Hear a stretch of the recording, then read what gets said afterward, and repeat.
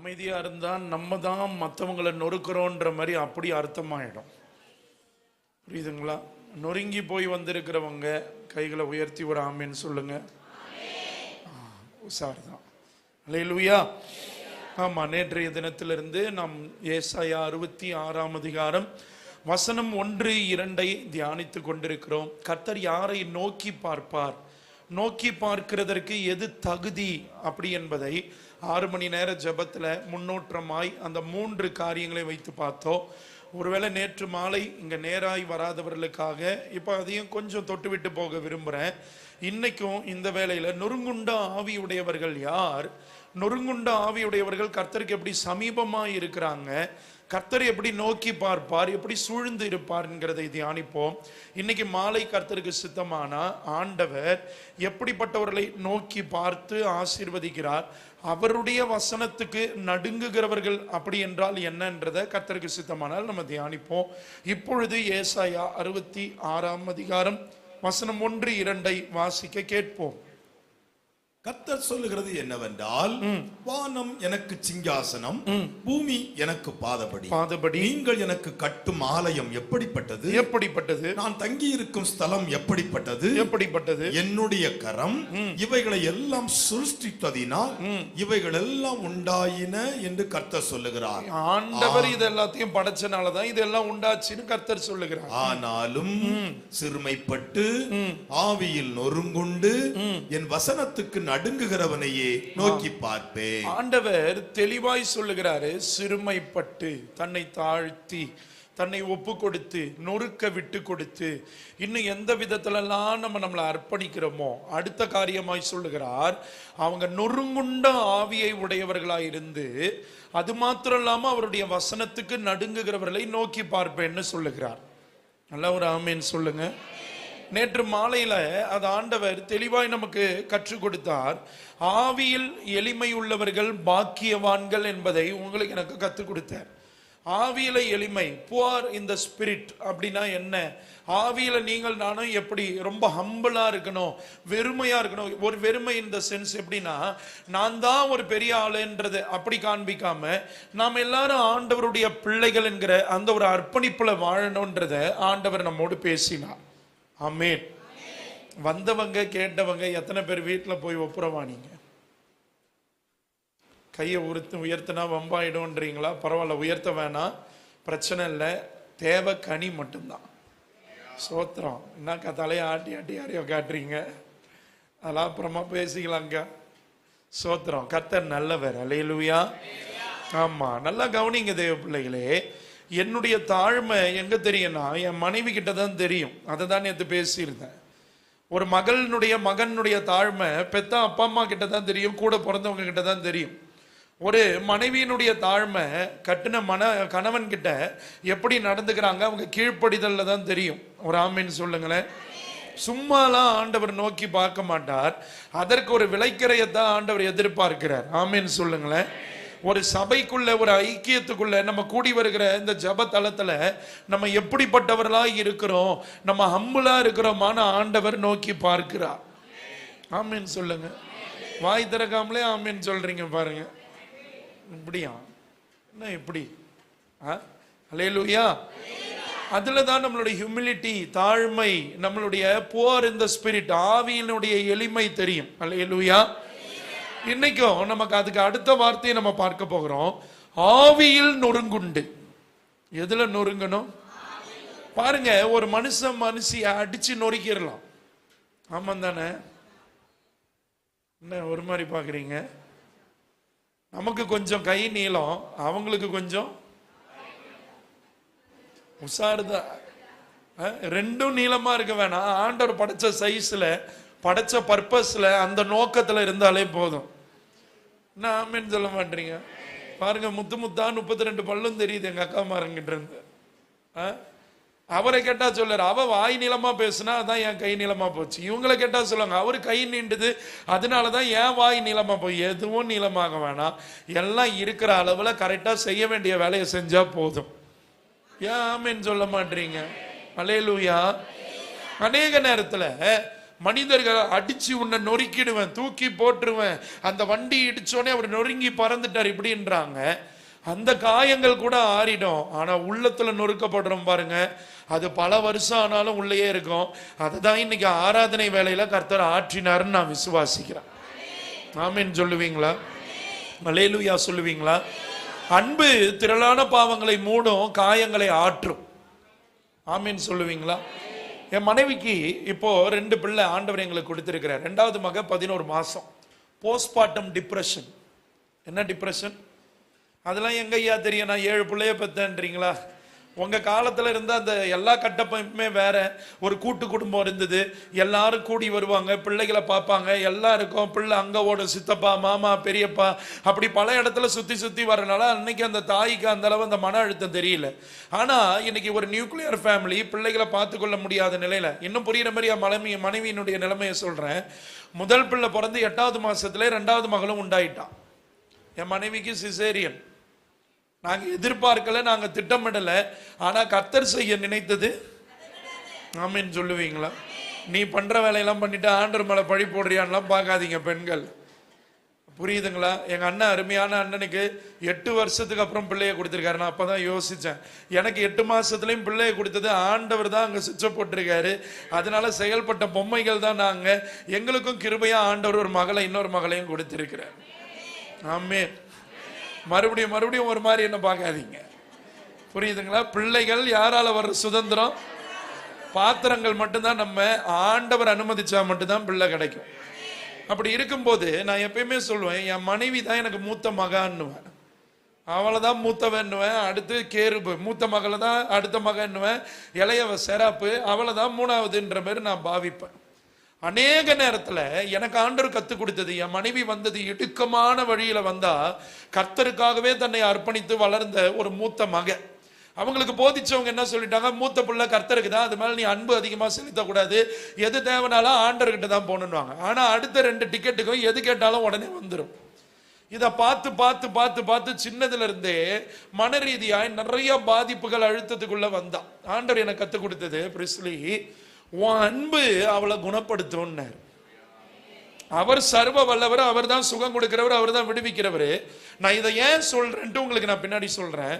அநேக நேரத்தில் நான் இப்போ ஊருக்கு வர்றதுக்கு முன்னாடி கூட, தப்பா எடுத்துக்காதீங்க, எப்படி குழந்தைங்க நம்ம மார்ல போட்டு படுக்க வச்சிருப்போம், தப்பா எடுத்துக்காதீங்க. என் குடும்பம்ன்றனால நான் இதை வெளிப்படையா சொல்றேன். அநேக கணவன்மார்களுக்கு 2-3 புள்ள பெத்தோனே பொண்டாட்டி எங்கேயோ தூக்கி ஓரம் வச்சிருவாங்க. அந்த அம்மா பாட்டுன்னு சமயக்காரியா, பாத்திரம் தேய்க்கிறவளா, துணி துவைக்கிறவளா, தோச்ச துணியை காய போடுறவளா, எடுத்து அயன் பண்ணி மடிச்சு வைக்கிறவங்களா இருப்பாங்க. எனக்கு ஆண்டவரானா எனக்கு அப்படி சொல்லி தரல. ஒரு பிள்ளைய போல நீ நேசிக்கணும்னாரு. நம்ப மாட்டீங்க, நான் சொல்றேன். ஆவியானவர் என்னை இக்கட்டுக்குள்ள தள்ளுறதுனால நான் சொல்றேன். நான் வர்றதுக்கு முந்தின நாள் என் மனைவி என் மேல ஒரு குழந்தைய போல படுத்திருந்தா அழுதா. இது கொஞ்சம் சங்கடமா இருக்கும். அண்ணன், யோ உன் மனைவி கொஞ்சம் வெயிட் கம்மியா இருப்போ போல, என் பொஞ்சாதிலாம் என் மேல படுத்தா என்ன வருது? கர்த்தர் எல்லாவற்றையும் தாங்கி கடந்து போக பலன் தருவார். எங்க அக்கா மாருங்க உடனே பாத்தியா, பிரிஸ்லி பிரதர் மேலேயே எஸ்தர் அக்கா படுத்து கண்ணீர் விட்டு அழுது தூங்கி இருக்குது, நீ என்ன வம்பு வாங்காதீங்க. திராணிக்கு மேலாக சோதிக்கப்பட ஒருபோதும் தாங்கிட தப்பி செல்ல வழி செய். எதுக்கெல்லாம் பொருந்தது பாருங்க எங்க ஐயா பெர்க்மன்ஸ் பாடினது. தோத்திரம். நீங்க தப்பா எடுத்துக்காதீங்க. என் மேல படுத்து என் முகம் பூரா இந்த இடம் ஃபுல்லா அவ கண்ணீர். அவ யாரு? டேய் நீ கொடுமைக்காரனா அப்படிலாம் நீங்க ஒரு மாதிரியே என்ன பாக்குறீங்க? அவளுடைய சிறு வயதுல இருந்து இருந்த அந்த காயங்கள், வந்த பாதைகள். இந்த நாட்கள்ல கிட்டத்தட்ட 2 வருடமா என் மனைவிக்கு சரியான தூக்கம் இல்லை. ஆனா ஆண்டவர் ஒரு பிள்ளை போல, ஒரு குழந்தை போல என் மேல ஏறி படுத்துக்கிட்டு, அவன் முகத்துல இருந்த கண்ணீர் பூரா எனக்கு இந்த இடம் பூரா நினைச்சது. நான் ஒரு வார்த்தையும் பேசல. தட்டி கொடுத்துட்டு ஒரு குழந்தைய தூங்க வைக்கிற மாதிரி தான் அவளை அழகா ஓரமா படுக்க வச்சுட்டு தூங்கினேன். அடுத்த நாள் கிளம்பி ஊழியத்துக்கு வந்திருக்கேன். நான் ஏன் சொல்றேன்னா, நொறுங்கி போறதுக்கு குட்டி பிள்ளையா தான் இருக்கணும்னு அவசியம் இல்லை. சிறு வயதுல இருந்து நம்ம கடந்து வந்த சொல்லுன்னா துயரங்களும் பாதிப்புகளும் கூட நம்மளை நொறுக்கும். ஆனா அன்பு அது எல்லாவற்றையும் தாங்கி சகித்து ஜெயிக்க வைக்கும். ஏமா ஆமேன்னு சொல்ல மாட்டீங்க? ஒரு வேளை என் வீட்டையா இல்லைன்றீங்களா? ஆண்டவர் மடியில படுத்துக்கொள்ளுங்க, ஆண்டவருடைய சமூகத்துல விழுந்து கடங்க. ஆமேன்னு சொல்லுங்களேன் ஐயா. ஐயா நம்ம நினைச்சிடறோம் நிறைய நேரத்தில், எனக்கு ஃபேமிலி பேஸ்ல நிறைய என்ன ஆண்டவர் பேச வைப்பார். ஏன்னா வருகைக்கு நம்ம குடும்பமாய் ஆண்டவருடைய ராஜ்யத்தை சுதந்திரிக்கணும். நிறைய நேரத்தில் நமக்கு தெரியறது இல்லை, புருஷன் ஏன் கோவப்படுறாரு, என் புருஷன் கோவப்படுறாரு, உன் புருஷன் என்ன கோபத்தை குத்தகையை எடுத்து வச்சிருக்கிறாரு, ஏன்க்கா அந்த மனுஷன் ஏன் கோவப்படுறாரு? தெளிவா சொல்றாங்க மருத்துவர்கள், அந்த நிபுணர்கள் சொல்றாங்க, சைக்காலஜி சொல்றாங்க, யாருக்குள்ள அதிக மன அழுத்தம் இருக்குதோ அவங்க எப்பயுமே வெடிச்சுக்கிட்டே இருப்பாங்க, கோபத்துக்குள்ளே இருப்பாங்களா. உங்க புருஷனுக்கு தேவை ஆறுதல். ஒரு ஆமீன் வருதான். அந்த ஆளுக்கு அடக்காராதனை நடத்துறதே நான் தான்றீங்களா? நல்லா கவனிங்க. ஈசாக்கினுடைய அந்த ஐயாவினுடைய அந்த அம்மா மரிச்சோனே, சாராள் அம்மா மரிச்ச துக்கம் மனைவி வந்த பிறகுதான் அவருடைய நொறுங்கின ஆவி, நொறுங்கின இருதயம் கட்டி எழுப்பப்பட்டது. என்ன ஆமேன்னு சொல்லு, நல்லா ஆமேன்னு சொல்லுங்க. அப்புறம் பார்க்குறவங்க வள்ளியூர்காரங்களை தப்பா நினைக்க மாட்டாங்க. தோத்திரம். ஒரு மனைவி கணவனுக்கு ஆறுதலா இருக்கணும், கணவனுடைய நொறுங்கி போன இருதயத்தை கட்டி எழுப்புறவளா இருக்கணும். நீங்க மறுபடியும் அமைதியாவே இருக்கு ஐயா. ஒரு கணவனுக்கு இது 100% பொருந்த ஐயா. ஒரு தகப்பனை போல, ஒரு மூத்த சகோதரனை போல, ஒரு சிநேகிதனை போல இருந்து அவங்களுக்கு ஆறுதல் படுத்தி, அவங்களை பலப்படுத்தி, அவங்களை புஷ்டி ஆக்குறது தான் கணவன்மார்களுடைய வேலை. சுத்தம் நம்ம ஆளுங்க. சோத்திரம். நல்ல ஒரு ஆமீன் சொல்லுங்க ஐயா. நான் ஒரே ஒரு கேள்வியை கேட்டு வசனத்துக்குள்ள போறேன். எத்தனை பேரு, நான் தைரியமா நான் கேட்கிற கேள்வி, எத்தனை கணவன் மனைவி கடைசியா ஒரு 2 நிமிடம் கண்ணுக்கு கண்ணு பார்த்து பீஸு கட்டணும், அதை கட்டணும், வீட்டை கட்டணும், அதை கட்டணும், தண்ணி பில்லு கட்டினியா, கரண்ட் பில்லு கட்டினியா, இன்டர்நெட் பில்லு கட்டினியா, அதை பண்ணியா, இதை பண்ணியான்னு கேட்காம வெறும் அன்பின் நிமித்தம் ஒரு 2 நிமிஷம் கண்ணுக்கு கண்ணா கடைசியா உட்காந்து பேசி எத்தனை வருஷம் ஆகுது? நம்ம பாலிசி எப்படி தெரியுமா? அவரு கூட பேசினாதான் சண்டையாகுது, இவா கூட பேசினாலே அது சண்டையில தான் போய் முடியுது. ஆனந்தத்துல ஆரம்பிக்குது, அடிதடியில தான் போய். இல்ல ஐயா, கர்த்தர் அதுக்கா படைச்சாரு. அத்தே பெரிய ஏத்தேனை படைச்சு 2 பேரை மட்டும் உள்ள விட்டு வச்சாரு. எதுக்கு? யோசிச்சு பாத்தீங்களா? இன்னைக்கு நம்ம ஆளுங்களுக்கு 24 மணி நேரம். அதனாலதான் பாருங்க ஐயா, வேலை 4 மணிக்கு முடியும், வீட்டுக்கு வர்றது 9 மணிக்கு வருவார் ஐயா. எங்க அக்கா நினைச்சுக்கோ, ஐயா ஓட்டி பார்க்கல, உன்னை பார்த்தாலே அந்த ஆள் மிரண்டு போய் வீட்டு பக்கம் வர்றதுக்கு யோசிக்கிறாருக்கா. என் அக்கா மாருங்களுக்கு நான் பேசுறேன், எங்க அம்மா மாருங்களுக்கு நான் சொல்றேன். கடைசியா 5 நிமிஷம் தேவையில்லாத குப்பை கதையெல்லாம் தூக்கி, ஐயோ மன்னிக்கணும், குப்பை கதை இல்லை, வீட்டுக்காரியங்கெல்லாம் தூக்கி போட்டு உன் வீட்டில் இப்படி பண்ணாங்க, அது இப்படி பண்ணுச்சுன்னு இல்லாம அன்போட திருமணமான புதுசுல உக்காந்து 2 பேரும் உக்காந்து பேசுறீங்களே, வெட்டியா வேலை வெட்டியா இல்லாம எவ்வளவு இருந்தாலும் ஒதுக்கி உக்காந்து பேசுன அந்த அன்பு எங்க? என் பிள்ளைங்க பார்த்துக்கிட்டு இருக்கு. பிள்ளைங்க இன்னைக்கு ட்ரூ லவ் தேடிக்கிட்டு இருக்கு. அடுத்து வளர்ந்து வர்ற தெளிவா சொல்லுது. ஒரு ஆய்வறிக்கை, நான் இது மாதிரி நிறைய ஆர்டிகல்ஸ் படிப்பேன், நிறைய சைக்காலஜிக்கல் ரீதியான மன ரீதியானதை படிப்பேன். எந்த பெண் பிள்ளைகள் தாய் நல்லா நடத்தப்படுகிற தகப்பனையும் அந்த தாயையும் பார்த்து வளருதோ அந்த பிள்ளைகளுக்கு எதிர்காலத்தை குறித்து ஒரு பெரிய நம்பிக்கை இருக்கும், திருமணத்தை குறித்த நம்பிக்கை இருக்குமா. ஆனா எந்தெந்த பெண் பிள்ளைலாம் தான் அம்மா தான் தகப்பனால சரியா அன்பு கூறப்படல, சரியா நடத்தப்படலைன்னு இருக்குதோ அந்த பிள்ளைகளுக்கு எல்லாம் எதிர்காலத்தை நினைச்ச பயம் இருக்குமா. அந்த பயம் எங்க தெரியுமா கூட்டிட்டு போகுது? இக்காலத்திலேயே எனக்கு யாராவது நல்ல அன்பு செலுத்துவாங்களா, என்ன உண்மையா நவ் பண்ணுவாங்களா, எங்க அப்பா எங்க அம்மாவை அட்மையர் பண்ணல, எங்க அம்மா எங்க அப்பாவை புகழ்ந்து பேசல, அன்பு கூறல, உட்கார்ந்து பேசல, பேசுறத கேட்கல, இதெல்லாம் பார்த்து பார்த்து தான் நம்ம பிள்ளைங்க வாலிப வயதிலேயே ஏதோ ஒரு அன்புல போய் சிக்குது. சிறு வயதிலேயே நம்ம தான் யார் ரோல் மாடல். நம்ம என்ன நினைச்சுக்கிறோம்? பரிசுத்தவான் ஆயிடுறோம், பரிசுத்தவாட்டி ஆயிடுறோம். ஆண்டவர் தெளிவா சொல்றாரு, கணவன் மனைவி உறவுக்குள்ள அது பிள்ளைங்களா கூட இருக்கட்டும். இப்ப நான் என் வீட்டுல என் மனைவியோடு தூங்கினேன், 2 பிள்ளைகளை அந்த பக்கம் போட்டு என் மனைவி என் பக்கத்துல தான் படுத்தா. ஆனா நம்ம ரொம்ப பெரிய பரிசுத்தவான்கள். பெத்த அப்பா அம்மாவே விட்டு மனைவியோட இசைந்திருந்த ஆண்டவர் சொன்னா 2 பிள்ளைய தூக்கி டிக்கெட்டை உள்ள சொருவிட்டு இந்த பக்கம் ஒருத்தவங்க என்ன அறங்காவலர்களா, பாதுகாவலர்களா? இன்னைக்கு குடும்பங்கள் சிதைக்கப்படுகிறதற்கு, நொறுங்கியே நம்ம கடக்கிறோமே, கட்டப்படாம இருக்கிறது காரணம் என்னன்னா இதுதான் ரீசன். ஆமீன் சொல்ல மாட்டீங்க. கடைசியா உட்காந்து கேட்டீங்க, எங்க வேலை எப்படிங்க போச்சு உங்களுக்கு, வேலையில யாராவது திட்டாங்களா, நான் உங்களுக்காக ஜெபிக்கிறேன், கவலைப்படாதீங்க, உட்காந்து இப்படி பேசுறவங்க எத்தனை பேர்? ஒன்றும் இல்லை, பெருசாலாம் வேணாம், 2 நிமிஷம் கூட இல்லை, 1 நிமிஷம் 60 வினாடி உங்க மனைவி முகத்தை பார்த்து, அவங்க கண்ணுக்கு கண்ணா உட்காந்து உங்க கணவன் முகத்தை பார்த்து கொஞ்சம் கன்னத்துல தட்டி கொடுத்து தலையை சுரிஞ்சு விட்டு, ஆண்டவர் ஆசீர்வதிப்பாரு, நீ நல்லா இருக்கிறியா, நீ நல்லா சந்தோஷமா இருக்கிறியா, நான் உன்னை சந்தோஷமா பார்த்துக்கிறேனா, ஏங்க நான் உங்களை அன்போடு பார்த்துக்கிறேனா, என்கிட்ட ஏதாவது குறை இருக்கா அப்படின்ட்டு 1 நிமிடமாவது கண்ணுக்கு கண்ணா பார்த்து உட்காந்து பேசின கணவன் மனைவிகள் எத்தனை? நம்ம இன்னும் நொறுங்கி போய் தான் ஐயா இருக்கிறோம். ஏன் மறுபடியும் யோசிச்சு பாருங்க. ஆவியானவர் என்ன இந்த பாதையில் நடத்துறதுனால நான் இதை பேசுறேன். அதாவது இந்த செய்தியில, இந்த வேலையில, இந்த பாதையில் நடத்துறதுனால நான் பேசுறேன்.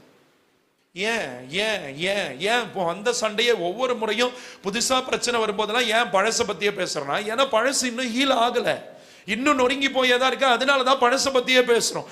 கல்யாணம் ஆனப்போ உங்க அப்பா எத்தனை சவரம் போட்டான், உன் அண்ணன் வெறும் பயமாவ, பிச்சைக்கார பயமாவல, இதே நம்ம பேசுற காரணம் என்னன்னா, இன்னும் அதெல்லாம் நொறுங்கியே தான் கிடக்கு, அலங்கம் கட்டப்படல.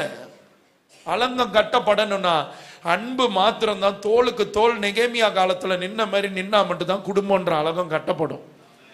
ஆமீன் சொல்ல மாட்டீங்க பாத்தீங்களா?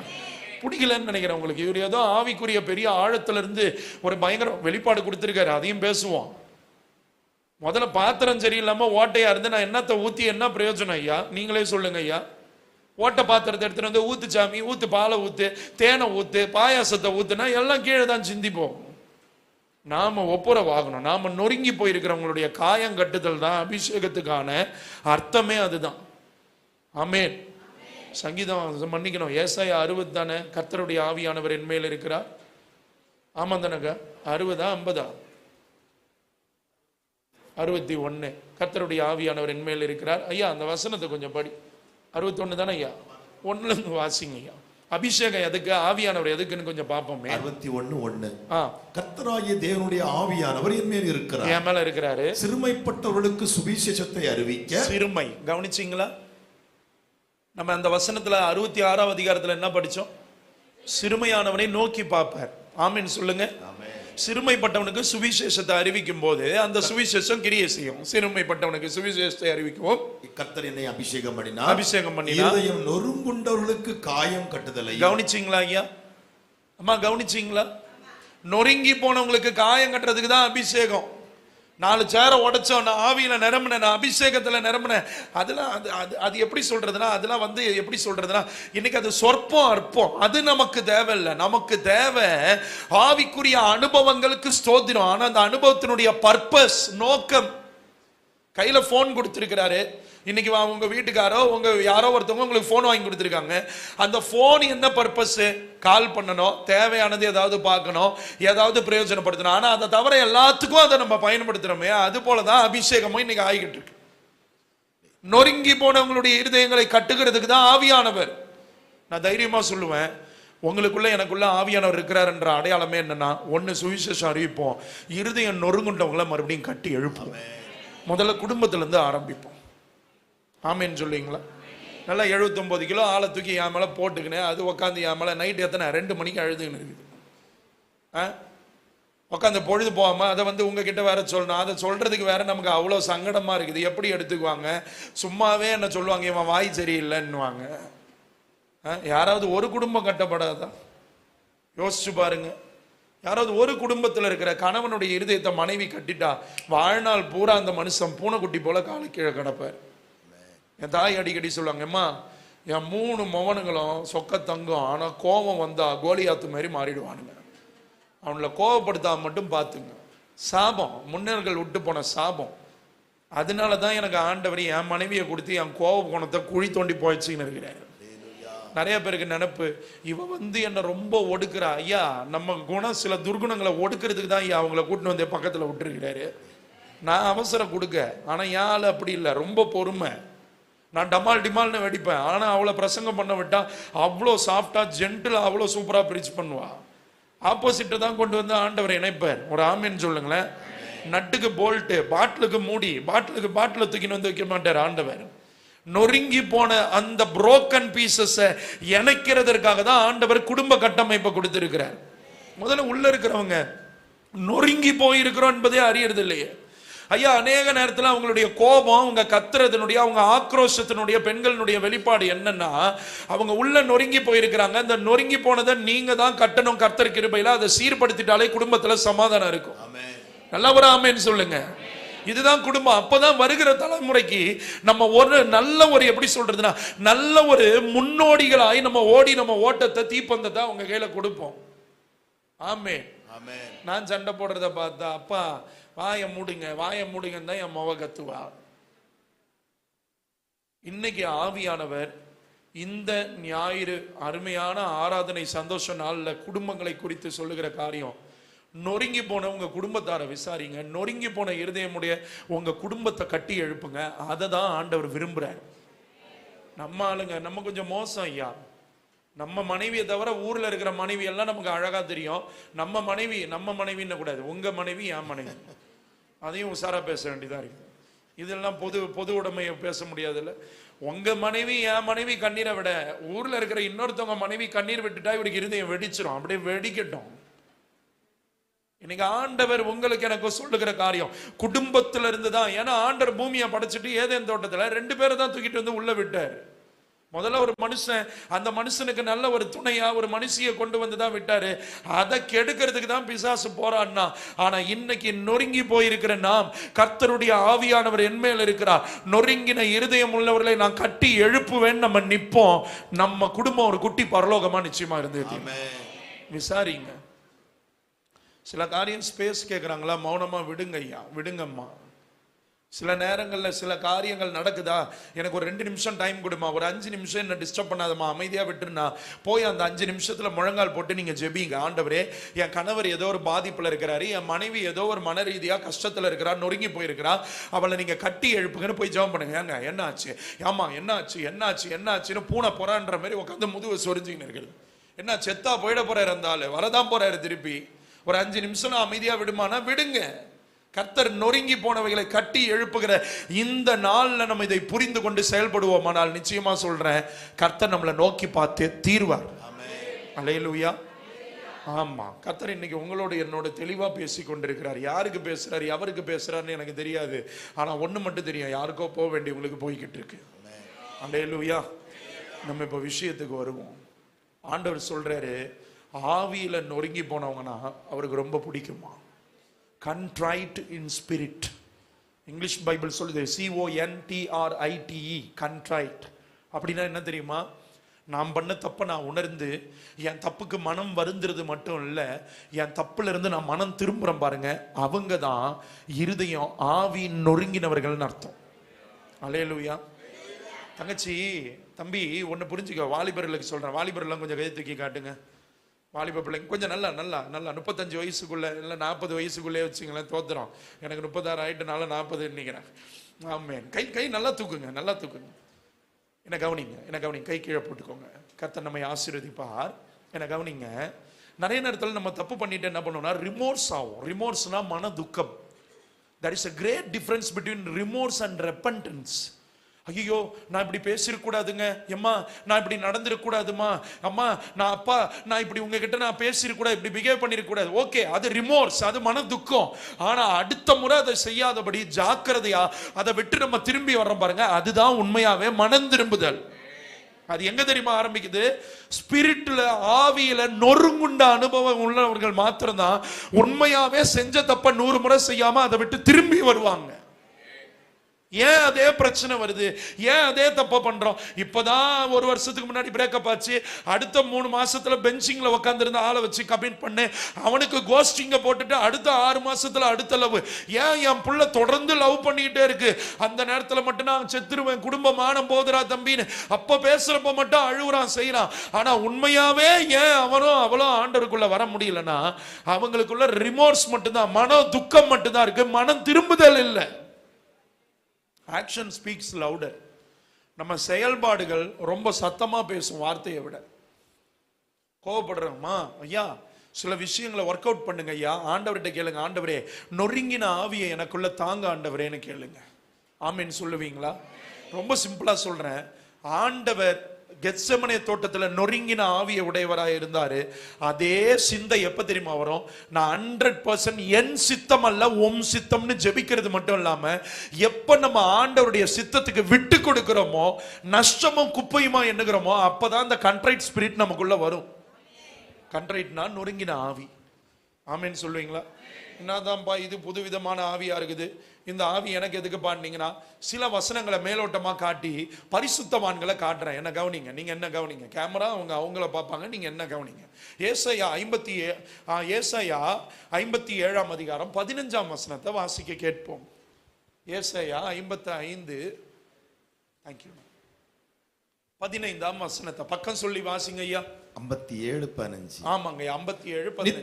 நித்தியவாசியும் பரிசுத்தர் 863வது பக்கம். நித்தியவாசியும் பரிசுத்தர் என்கிற நாமம் உள்ளவருமாகிய மகத்துவமும் உன்னதமுமானவர் சொல்லுகிறார், உன்னதத்திலும் பரிசுத்த ஸ்தலத்திலும் வாசம் பண்ணுகிற நான் பணிந்தவர்களின் ஆவியை உயிர்ப்பிக்கிறதற்கும் நொறுங்கினவர்களின் இருதயத்தை உயிர்ப்பிக்கிறதற்கும் நொறுங்குண்டு பணிந்த ஆவியுள்ளவரிடத்தில் வாசம் பண்ணுகிறேன். என்ன பண்ணுகிறாரா? சத்தமா சொல்லுங்க, சத்தமா சொல்லுங்க, எல்லாரும் சொல்லுங்க, நல்லா வாய் திறந்து சத்தமா சொல்லுங்க. நல்லா புரிந்து கொள்ளுங்க, ஆண்டவர் எங்க தங்கி இருப்பார்னா நொறுங்குண்டு பணிந்த ஆவியை உடையவர்கள். பிள்ளைங்களா, உங்ககிட்ட ஏன் தெரியுமா வாலிபர்கள்கிட்ட நான் கத்துவேன், உனக்குள்ள எனக்குள்ள தாழ்மை வீட்டுக்குள்ள அப்பா அம்மா கிட்ட தான் தெரியும். அங்க கோட்டை விட்டனா உன் கூட கர்த்தர் இருக்கவே மாட்டார். ஆமீன் சொல்ல மாட்டீங்க பாருங்க. சிஸ்டர், நான் மறுபடியும் சொல்றேன், ஐயா அம்மா பெரியவங்களுக்கு சொல்றேன், நம்ம நொறுங்குண்டு பணித ஆவியை உடையவர்களா இல்லைன்னா கர்த்தரால உங்க கூட என் கூட ஏசாயா 57:15 படி நம்ம கூட தங்கி இருக்க முடியாது. ஆமென். புருஷனுக்கு கீழ்ப்படியாம எப்படி கர்த்தர் உங்க கூட வாசமா இருப்பாரு? ஐயா, மனைவி கசப்புண்டு பண்ற மாதிரி நடப்பாங்க, கசந்து கொள்ளாமல் அன்பு கூறுங்கன்னாரு. அவங்க மேல அன்பு கூறாம எப்படி ஐயா உங்க கூட என் கூட ஆண்டவர் இருப்பாரு? தம்பி, தங்கச்சி, உன்னை பெற்ற உன் தாயும் தகப்பனையும் கனம் பண்ணுவாயாகன்னு வசனம் சொல்லுது. அங்க நீ நானும் கனம் பண்ணாம எப்படி கர்த்தர் உன் கூட என் கூட இருப்பாரு? சொல்லுங்க. நான் ஏன் நொறுங்குண்ட ஆவியை உடையவனாய் நான் இருக்கணும், நாம இருக்கணும்னா வசனம், சத்திய வசனம் சொல்லுது, அவர் நித்தியவாசி, சத்திய தேவன், பரலோக தேவன், சர்வ வல்லவர். நம்ம கூட அவர் இருக்கணும்னா உங்களுக்குள்ள எனக்குள்ள என்ன இருக்கணும்? நொறுங்குண்ட ஆவி இருக்கணும். ஆமென். அதான் அந்த கண்ட்ரைட் ஸ்பிரிட்னா என்னன்னா, மனம் திரும்புகிற அனுபவம் ஒவ்வொரு நாளும், ஒவ்வொரு நிமிடமும், ஒவ்வொரு சூழ்நிலையிலையும் ஒவ்வொரு மனிதர்கள் மனுஷிக்குள்ள இருந்து கொண்டே இருக்கணும். ஆமென் சொல்லுவீங்களா? பக்கத்துல யாராவது தூங்குனாங்கன்னா கொஞ்சம் தொடையில தட்டி, பெண்களையும் ஆண்களையும் தட்டி தூங்காதீங்கன்னு சொல்லுங்க. சரியா? 11 மணிக்கு தான் நம்ம வந்தது, இப்போ 1 மணி தான் ஆகுது. ஆமா, நடுப்பகல்ல என்ன, ஒருவேளை இரவெல்லாம் விழித்திருந்து ஜெபிச்சிங்களா? நான் தான் என் பொஞ்சாதி கூட ஜெபம் பண்ணிட்டு படுக்கிறதுக்கு நைட் 2 மணி ஆச்சு, குடும்ப ஜெபம் முடிச்சுட்டு. அப்படி யாராவது வந்திருக்கீங்களா? விடிய விடிய நகத்தை கடிக்க கூடாதுமா. ஆமாம்மா, பாத்ரூம்ல இருக்கிற அழுக்கை விட நகத்துல தான் அதிக அழுக்கு இருக்குதான். சரியா? என்ன டென்ஷன் அப்படி? இந்த அங்கிள் வந்து நம்மளை இந்த பொழக்கிறாருன்னு பாக்குறியா? என்ன கேட்டுன்னு எங்க விட்டேன் புரியல. பாத்ரூம்லையா? வசனம் எங்க விட்டேன் பாரு. வாலிப பிள்ளைங்கிட்ட பேசினால அப்பா அம்மாவை என்ன பண்ணணும்? எங்க அம்மா ஒரு வாரத்துக்கு முன்னாடி அழுதாங்க. எங்க அம்மாவை நான் பயங்கரமா அழ வச்ச ஆளு. கள்ள தூக்கி போட்டு அடிச்சு சாவடிக்கிறதுக்கு போனேன். அவ்வளோ மோசமா தெருவில் இறங்கி கெட்ட வார்த்தை பேசி எங்க அம்மா கையெல்லாம் பிடிச்சி இழுத்துன்னு போய், இதுல எந்த வீட்டுக்காரி என்னை பத்தி பேசினான்னு சொல்லுன்னு ரோட்ல இறங்கி வம்ப அடிச்ச ஆள் நான். ஒரு வாரத்துக்கு முன்னாடி அடிச்சேன். எங்க அம்மா வந்து அழுதாங்க. அடிச்சேன்ல, அழுதாங்க. நீங்க வேற உஷாரா பேசணும் நம்ம. அப்போ என்னம்மா ஏமாண்ண, 36 வயசாயிடுச்சு, 2 மகளை பெத்துட்ட, ஆனாலும் நான் சொல்றதுக்கெல்லாம் சரிங்கம்மான்றியே, ஆண்டவர் உன்னை ஆசீர்வதிக்கட்டும்னு என் கண்ணத்தை தடவி கொடுத்தாங்க. எல்லாத்துக்கெல்லாம் அம்மாவுக்கு தலையாட்ட மாட்டேன். பைபிள் வசனத்துக்கு புறம்பா ஏதாவது சொன்னா முதல் எதிரியை போல நிற்பேன். தாவீது கோலியாத் எப்படி நின்னாங்களோ அது போல வைராக்கியமா நிற்பேன். பெத்த தாயா இருந்தாலும் நான் பார்க்கவே மாட்டேன். வசனத்துக்கு என்ன எங்க அம்மா பயப்படுவாங்க, டே இப்பெல்லாம் ஓப்பனா பேசாதடா, உன்னை தூக்கின்னு போய் ஜெயிலில் வச்சுட்டாங்கன்னா நானும் உன் பொண்ணுங்க 2 பேரும் உன் மனைவி 4 பேரும் தான்டா உட்காந்துருக்கணும், பரவாயில்ல உட்காரு, ஒன்றும் பிரச்சனை இல்லை போன்னுவேன். அவங்க எனக்கு என்ன நன்மையான புத்திமதிகளை இன்னைக்கும் சொல்றாங்களோ நான் அதை கேட்கிறேன். எப்பா கோபப்படாத, உன்னை நிறைய பேர் வெளியே இருந்து பகைக்கிறாங்க, அந்த கோபத்தை வீட்டுக்குள்ள காட்டாத, அந்த கோபத்துல கத்திராத, உன் பிள்ளைங்க உன்கிட்ட வராது, உன் பிள்ளைங்க உன்கிட்ட ஒட்டாது பழகாது, அதனால உனக்கு இருக்கிற அந்த சொச்சமிச்ச கோபத்தையும் உள்ள காட்டாதப்பா, பொறுமையா இருந்திருப்பான்வாங்க. ஒவ்வொரு முறை வீட்டுக்குள்ள போறப்ப செருப்பு விடுற இடத்துல ஜபம் பண்ணிட்டு எல்லாத்தையும் முடிச்சுட்டு நான் ப்ரிப்பேர் பண்ணிட்டு தான் உள்ள போவேன். நான் பலவீன பாண்டன் தான், நான் அப்படியே பெரிய பரிசுத்தவான்லாம் சொல்ல. கோபம் வந்தா எங்க பாருங்க, ஏசி போட்டு 16ல ஓடினாலும் மூக்கில் வேர்த்துக்கிட்டே தான் இருக்கு. அது எல்லாவற்றிலையும் நீங்கள் நானும் நொறுங்கிறதுனா என்ன தெரியுமா ஐயா, 10 முறை விழுந்திருப்பீங்க ஐயா கோவப்பட்டு, 11வது முறை நான் விழமாட்டேன், நான் கர்த்தருக்காக நிக்க போறேன்னு மனம் திரும்பி ஜபத்தோட முயற்சி பண்றீங்க பாருங்க, அதுதான் நொறுங்கின ஆவி. அல்லேலூயா. நீ 10 முறை தப்பு பண்ணிட்டேன்றனால இன்னும் புரியுற மாதிரி சொல்ற வாலிபர்களுக்கு, சாக்கடையில விழுந்துட்டேனே, அதனால நான் விழுந்த சாக்கடையை விட்டு எழும்பி வர மனம் இல்லை, அப்படியே சாக்கடையில ஓடுற அந்த அழிவு போன ஆப்பிளே எடுத்து சாப்பிட்டுக்கிட்டு கொஞ்சம் டம்ளர் எடுத்து இப்படி இப்படி தண்ணியை நீக்கிட்டு அதையே குடிச்சிட்டு வாழறேன்னு அதுக்குள்ளெல்லாம் வாழாதீங்க. வாலிபர்கள் இன்னைக்கு பண்ற பெரிய தப்பு என்னன்னா, நான் தான் ஒரு முறை இந்த பாவத்தை பண்ணிட்டேன், நான் தான் செல்போன்ல இதை பார்த்துட்டேன், பார்க்காத நிறுத்து, அங்கேயே வெட்டி துண்டித்து போடு. ஆமே. ஐயோ நான் லவ் பண்ணிட்டேனே, என்னையே நான் அவருக்கு கொடுத்துட்டேன், ஐயோ பிரதர் நான் அவளை ஒரு முறை நான் வந்து என்ன பண்ணிட்டேன்னா தப்பா நான் நடந்துக்கிட்டேன், அதனால என்ன ஆனாலும் நாங்க தான் அந்த சாக்கடையில விழுந்தா சாக்கடையை குடிச்சிட்டு சாக்கடையை தின்னுட்டு சாக்கடையில தூங்குவியா? நீ விழுந்து கிடக்கிற சாக்கடையை விட்டு எழும்பு. ஆமீன் வருதான்னு பாருங்க. இளையகுமாரன் இருக்கிறாப்ல, அப்படியே அந்த கண்ட்ரைட் ஸ்பிரிட் இருதயத்துல நொறுங்கின அனுபவம் என்னன்னு சொல்றேன். எல்லாம் காசு பணம் எல்லாம் இருக்குது, ஃப்ரெண்ட்ஷிப் ஒண்ணா குறைய குறைய கட்டாகுது, வேசிகள் இடத்துல போயிட்டு தொந்திப்பா இருந்து தன்னுடைய சொத்து பத்தெல்லாம் அழிச்சாரு, எல்லாம் போச்சு, கடைசியில பண்ணி தின்ற தவிடாவது கிடைக்குமான்னு பட்டினி கிடக்கிறப்பதான் புத்தி வருது அவனுக்கு. ஒரு ஆமேன்னு சொல்லுங்க. பெத்தவங்களுக்கு எப்பயுமே நான் டிப்ஸ் கொடுப்பேன். டிப்ஸ் நான் சாப்பிட்டுட்டு கொடுக்குறேன் 100 200 1000 அப்படி நினைக்காதீங்க. லைஃப் டிப்ஸ் கொடுக்குறேன். உங்க புள்ள சேட்டை காட்டி உங்களுக்கு அடங்கவே இல்லையா, சோத்தை கட் பண்ணுங்க, தன்னால கொழுப்படங்கி நாய் ஓடி வந்துடும். ஆமீன் வரமாட்டுது.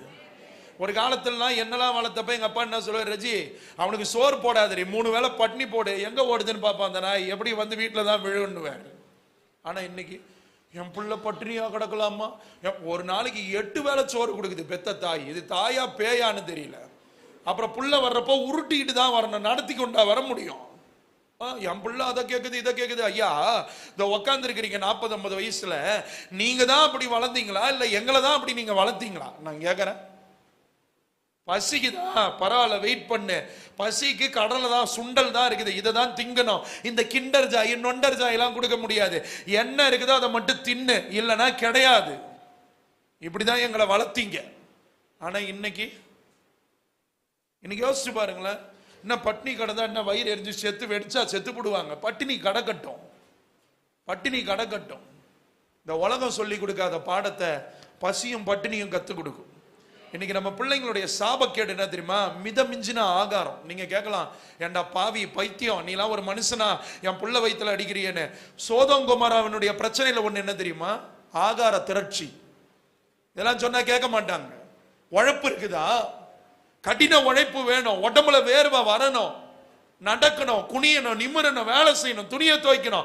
அன்னைக்கு 7 புள்ள 10 புள்ள பெத்தது காரணம் என்ன, உட்காந்து குத்த வச்சு அம்மியில மசாலா அரைப்பாங்க, ஆட்டுக்கல்ல எடுப்பாங்க, எல்லாம் எடுத்து குத்துவாங்க. என்னது அது என்ன உலக்கை எடுத்து அந்த இதுல அரிசி நெல் குத்துறதுல குத்துவாங்க. ஆனா இப்ப உடம்ப நல்லா தின்னு புட்டு பெருத்துட்டு ஜிம்முக்கு போறாங்களாங்க. ஜிம் மாஸ்டர் மடியில உட்காந்து தம்பிள்ஸ் தூக்கின்னு இருக்குது. அக்கா புருஷ மடியில உட்காருனா அதுல உட்கார ஆளை காணோம். ஜிம்முக்கு போறாங்களா? உன் வீடே ஒரு ஜிம்மு தான். உனக்கு எனக்கு தம்பி தங்கச்சிக்கு சொல்றேன், ஒரு நாள் நீ போட்ட துணியை நீ துவச்சி அதை அலசி புழிஞ்சி காய போட்டு எடுத்துன்னு வந்து அயன் பண்ணி மடிச்சு வச்சுப்பாரு.